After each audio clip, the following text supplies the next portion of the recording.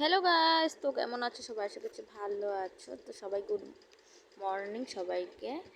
তো আজকে চলো, এই যে দিয়া কিন্তু এখানে বসে আছিল, তো এখানে দেখতে পাচ্ছ বিছনা টিছনা গুছিয়ে আর গুছিয়েছি না, তো গুছাবো। তো এখানে সব কিছু ছিটরানো, তো দেখতে পাচ্ছ অনেক ছিটরানো। তো এই যে সব চাটা খেয়ে আর কি ইয়ে করছিলাম, তো বিছনাটা আমি গুছিয়ে নিই, তারপর তোমার সাথে শেয়ার করবো। তো বিছনা টিছনা গুছিয়ে এখানে দিয়াকে কুলে নিয়ে বসে আছি।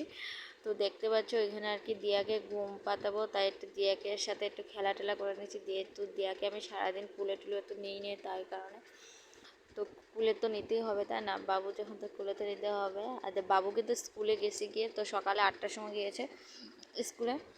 তো এই যে দিয়াকে নিয়ে আমি বসে পড়েছি। আর আজকে কতটা দিন থেকে ঠিক মতন ভিডিও দিতে পারছি না, ফোনটা কী কারণে চার্জ হচ্ছিল না, তো তার জন্য আর কি ভিডিওগুলো আমার দেওয়া হচ্ছে না। ভিডিও কিন্তু করাও ছিল অনেক কিছু, তো কিছুই আমি আর কি ভিডিও যেগুলো দিব অনেকটা চার্জ কাটে, তো খালি জাস্ট ফোনের জন্য ভিডিও মানে করা আর কি।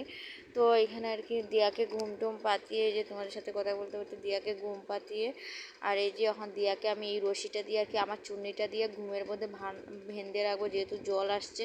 সবসময় আমি এরকম ঘুমের মধ্যে বেঁধে রাখি, যেহেতু ওদিনকে পড়ে গিয়েছিল, অনেকটা ব্যথা পেয়েছে, জানি না কোথায় কোথায় ব্যথা পেয়েছে, কিন্তু ওষুধ খেয়েছি আর্নিকা।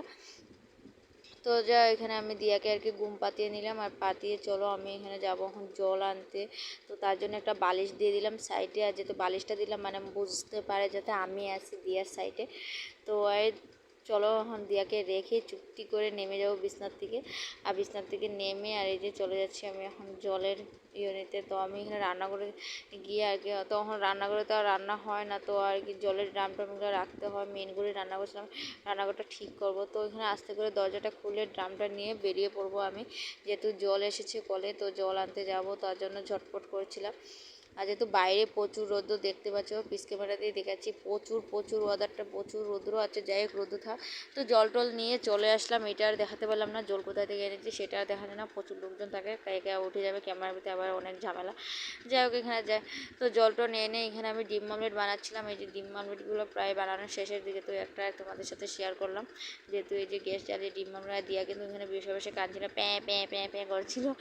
তো যাই এখানে ডিম অমলেট করছিলাম, ঝটপট করে ভাত খাবো, তার জন্য বাইরে প্রচুর রৌদ্র, দেখতেই পাচ্ছ। এখানে আমার ইয়ের দিকে ক্যামেরার দিকে দেখা যাচ্ছে, আর যে বহুত কষ্ট করে ক্যামেরা রাখা যায়, ক্যামেরা যেহেতু স্ট্যান্ড ফিস্ট্যান্ড কিছু নেই, তো তার জন্য আর কি ইয়ে করছিল না।